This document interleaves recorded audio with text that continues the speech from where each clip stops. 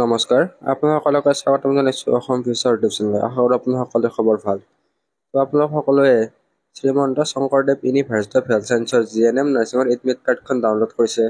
তো এডমিট কাৰ্ডখনত exam date বা এক্সাম চেণ্টাৰ সকলোবিলাক আছে, এক্সাম টাইম তো আপোনালোকে নিশ্চয় চাইছে। তো কাৰ ক'ত এক্সাম চেণ্টাৰ পৰিছে সেইটো কমেণ্ট কৰি জনাব। তো এক্সাম ডেটটো 13 জুলাই তাৰিখে, তো 11টা বজাৰ পৰা 1টা বজালৈকে। তো এতিয়া কিছুমান ইনষ্ট্ৰাকশ্যন আমি আলোচনা কৰি দিম। তো আপোনালোকে এক্সামৰ কি নিব লাগিব বা কি নিব নালাগে, সকলোবিলাক ইনষ্ট্ৰাকশ্যন আমি ইয়াতে ভিডিঅ'টোত আপোনালোকক বুজাই দিম। তো আপোনালোকে ভিডিঅ'টো স্কিপ নকৰাকৈ সম্পূৰ্ণকৈ চাব। আৰু যদি আমাৰ চেনেলটো প্ৰথমবাৰৰ বাবে আহিছে, ছাবস্ক্ৰাইব কৰি কাষত থকা বেল আইকনটো অন কৰি থৈ দিব। তো এডমিট কাৰ্ড ডাউনলোড কৰা লিংক ডেছক্ৰিপশ্যনত দিয়া আছে, তো তাৰ পৰা ডাউনলোড কৰি ল'ব পাৰিব। তো আমাৰ লিংকত দিয়াই আছে, ডাইৰেক্টলি ডাউনলোড কৰিব পাৰিব। তো এইখন হৈছে GNM নাৰ্ছিঙৰ এডমিট কাৰ্ড। আপোনালোক চাব এডমিট কাৰ্ড। তো entrance examination for admission into GNM course. তো অসমৰ বোথ প্ৰাইভেট আৰু গভৰ্ণমেণ্টত এডমিশ্যন ল'বৰ কাৰণে আপোনালোকে এইটো এন্ট্ৰেন্স এক্সাম দিব লাগিব। তো SSC HSৰ প্ৰাইভেটো দিব লাগিব, গভৰ্ণমেণ্টো দিব লাগিব। তো বাকী ইয়াতে ৰোল নম্বৰ, এপ্লিকেশ্যন নং, কোৰ্চ GNM দিয়া আছে, application name, father name, date of birth, next examination centre দিয়া আছে। তো কাৰ ক'ত এক্সাম পৰিছে সেইটো কমেণ্ট কৰি জনাব। তো ইনষ্ট্ৰাকশ্যনৰ আগতে আমি জনাই দিওঁ যে এই যিখন এডমিট কাৰ্ড আছে, এডমিট কাৰ্ডখন আপোনালোকে কম্পিউটাৰত দোকানত গৈ লিগেল ফৰ্মেটত বা A4 সাইজ পেপাৰত ওলালে হ'ব। তো যাতে এখন পেজতে আহে সেইটো আপোনালোকে চাই ল'ব। তো দুখন পেজত আহিলেও প্ৰব্লেম নাই, তো এখন পেজত ওলাব পাৰিলে ভাল আৰু। তো মানে ছিগনেচাৰ যিটো আছে ছিগনেচাৰলৈকে, তো এখন পেজত ওলালে ভাল আৰু। তো এইবিলাক আপোনালোকে চাই ল'ব। আৰু যিটো এডমিট কাৰ্ড আছে, এডমিট কাৰ্ডটো এক্সাম হলত কেই কপি লাগে?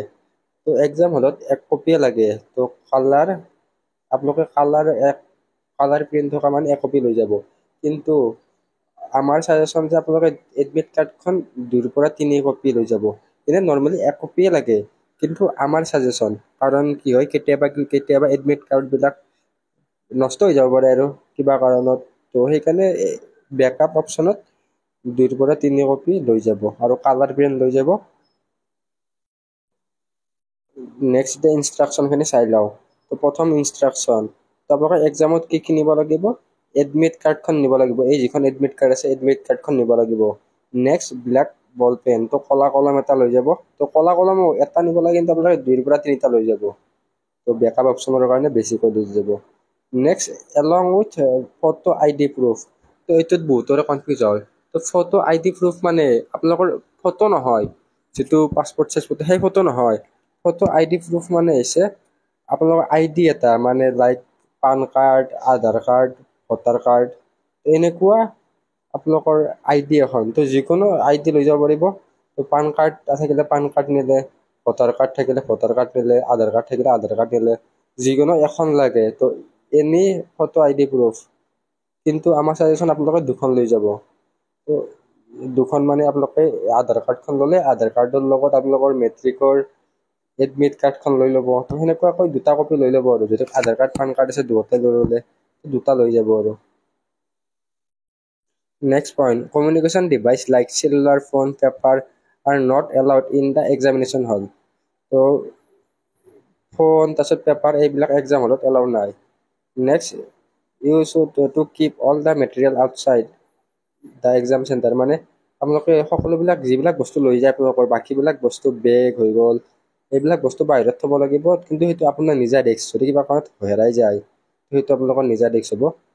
4 number point, darken only one circle in the OMR sheet. তো এনচাৰত 4টা অপশ্যন থাকিব, A B C D, তো এনেকৈ থাকিব। তো এনচাৰৰ কেৱল এটাতহে তো ডাৰ্ক চাৰ্কল দিব। তো কিবা কাৰণত আপোনালোকে এনচাৰটো ভুল হৈ গ'ল, তো আপোনালোকে এইটো কাটি কেনে বা এৰেজাৰ মাৰি কেনে B অপশ্যনত এনেকৈ নিদিব। তো সেইটো কুৱেশ্যনে কেঞ্চেল হৈ যাব, নহ'লে মানে গোটেই আপোনালোকৰ OMR ছিটখনে কেঞ্চেল হৈ যোৱাৰ চান্সেছ থাকে। সেইকাৰণে মানে এটা কুৱেশ্যনত এবাৰে ৰাউণ্ড দিব। নেক্সট শ্বিডিউল অফ এক্সামটো দিয়া আছে 13 জুলাই 2025 ছানডে হয়। তো পেপাৰ আছে 11টা বজাৰ পৰা 1টা বজালৈকে। তো 6 number point, no' candidate will be allowed to leave the exam hall. মানে এক্সামটো শেষ নোহোৱাকৈ কোনো কেণ্ডিডেটে বাহিৰত আহিব নোৱাৰিব। তো ইয়াতে এটা কৈ দিওঁ, বহুতে ড্ৰেছ কোডৰ কথা সোধে, তো কি ড্ৰেছ পিন্ধি যাব লাগে? তো ড্ৰেছ কোড বুলি তেনেকুৱা কথা নাই। তো আপোনালোকে নৰ্মেল ড্ৰেছ তো নৰ্মেল ড্ৰেছ পিন্ধি গ'লে হৈ যাব। তো যদি বইজৰ লং পেণ্ট, জিন্স লং পেণ্ট বা ফৰ্মেল লং পেণ্ট এনেকুৱা কথা নাই, তো যিকোনো লং পেণ্ট হৈ যাব। তো তাত শ্বুজ যদি জোতাও এলাউড আছে, তো মোজা এলাউড আছে এইবিলাক। নেক্সট কিন্তু ঘড়ী বা আপোনালোকৰ মোবাইল ফোন এইবিলাক এলাউড নাই, তো ঘড়ী চড়ি আপোনালোকে লৈ নাযাব। গাৰ্লছৰ ক্ষেত্ৰতো ইয়াৰিংছ এইবিলাক এলাউড আছে, তো প্ৰব্লেম নাই সেইবিলাক। তো যদি আপোনালোকে অসম ফিউচাৰৰ প্ৰিমিয়াম হোৱাটছএপ গ্ৰুপত জইন হৈ ল'ব পাৰে তেনেহ'লে জইন হৈ ল'ব পাৰিব।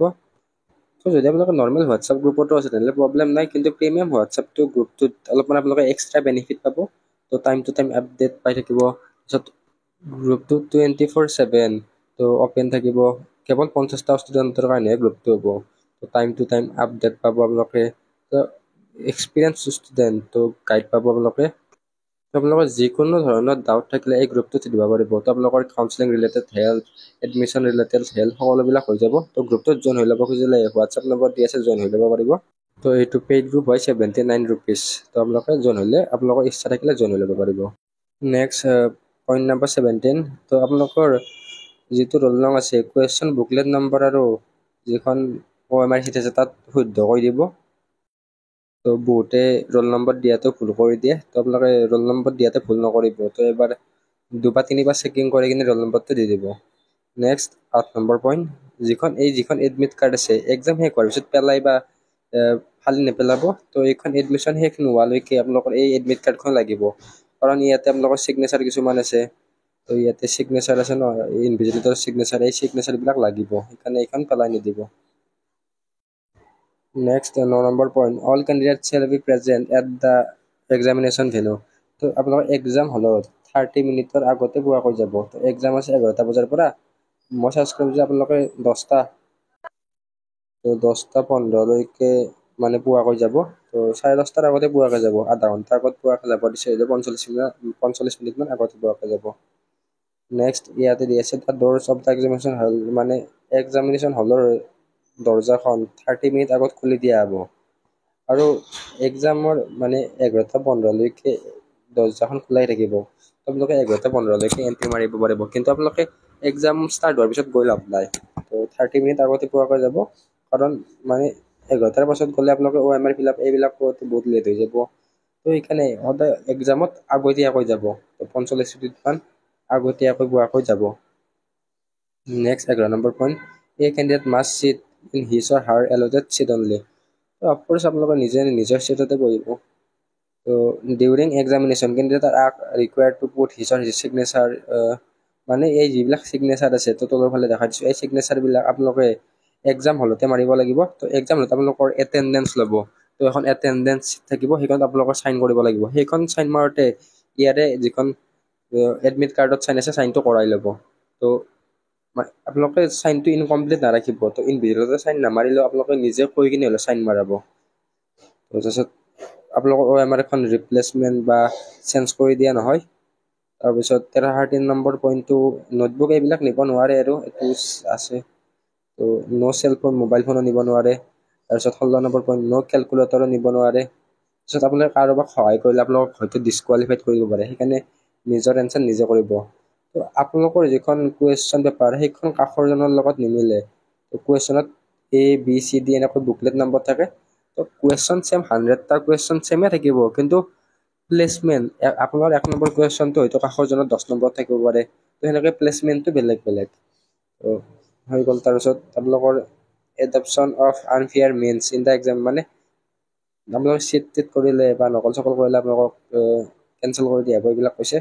আৰু এইটো point 19 number point, do not use eraser. আপোনালোকে ৰবৰ বা ৰাবাৰ ইউজ নকৰিব।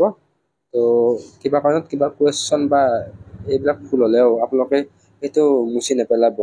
আপোনালোকে কেয়াৰফুলি ফিল আপবিলাক কেয়াৰফুলি কৰিব, আৰু কুৱেশ্যনৰ এনচাৰ কৰোঁতেও কেয়াৰফুলি কৰিব। তো 2 ঘণ্টা সময় আছে, 100টা কুৱেশ্যন, এটা কুৱেশ্যনতকৈ 1 মিনিট সময়কে পাই যাব। তো আপোনালোকে কেয়াৰফুলি লাহে লাহে ধীৰে সুস্থিৰে শান্তি মগজুৰে OMRখন বা এনচাৰ এইবিলাক ফিল আপ কৰিব।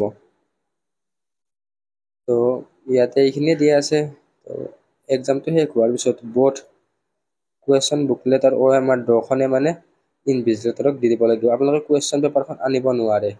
তো সেইকাৰণে SSC HSCৰ প্ৰিভিয়াছ ইয়াৰ কুৱেশ্যন পেপাৰ পোৱা নাযায়। তো ডেছক্ৰিপশ্যনত মেমৰি বেছ কুৱেশ্যন দি দিম প্ৰিভিয়াছ ইয়াৰত, সেইবিলাক চাই ল'ব পাৰিব। তো Srimanta Sankardev university of health ছায়েন্সে যিটো ডিচিজন লয় সেইটো ডিচিজনে ফাইনেল ডিচিজন হ'ব। আৰু 24 নম্বৰ পইণ্টটো আপোনালোকে নিজে বুজি ল'ব। মই পেৰামেডিকেল বা ফাৰ্মাচী এণ্ট্ৰেঞ্চ এক্সামতো কৈছিলোঁ এই পইণ্টটো কি দিছে, একো ভেলুৱে নাই। তো এক্সাম ষ্টাৰ্ট হোৱাতে প্ৰথম 1 ঘণ্টা সময়ত আপোনালোকে বাহিৰত যাব নোৱাৰে আৰু লাষ্টৰ 1 ঘণ্টা সময় বাহিৰত যাব নোৱাৰে। তো মানে প্ৰথম 1 ঘণ্টা আৰু লাষ্টৰ 1 ঘণ্টা বাহিৰত যাব নোৱাৰে। তো এক্সামটো হৈছে 2 ঘণ্টাৰ। তো প্ৰথম ঘণ্টাত এক্সামৰ বাহিৰত যাব নোৱাৰিলে, মানে বাথৰুমত আৰু টয়লেটৰ কথা কৈছে, টয়লেটত যাব নোৱাৰিলে, লাষ্টৰ সময়তো যাব নোৱাৰে আৰু। তো মানে টয়লেট যাবই নোৱাৰে সেনেকুৱা আৰু। তো এইটো বাৰু তেওঁলোকে সময় দিব আধা ঘণ্টামান, এইটোৱে। তো ইয়াতে বাকী এইটো দিয়া আছে এক্সামিনেশ্যন টাইম 11টা বজাৰ পৰা 1টা বজালৈকে। ইয়াতে চিগনেচাৰ অফ কেণ্ডিডেট, তো চিগনেচাৰটো আপোনালোকে এক্সাম হলত মাৰিব লাগিব। ইনভিজিলেটৰৰ চাইনটো তাৰে টিচাৰজনে চাইনটো মাৰি দিব। তো এইখিনি ইনকমপ্লিট নাৰাখিব। তো কেতিয়াবা ইনভিজিলেটৰে চাইন কৰি নিদিবও পাৰে। তো তেওঁলোকক ইয়াৰে এডমিটখনৰ পইণ্টটো দেখাই দিব, তো চাইনটো কৰাই ল'ব। বাকী এই ভিডিঅ'টো এইখিনি আছিল, আশা কৰোঁ আপোনালোকে ভিডিঅ'টো ভাল পালে। তো ধন্যবাদ।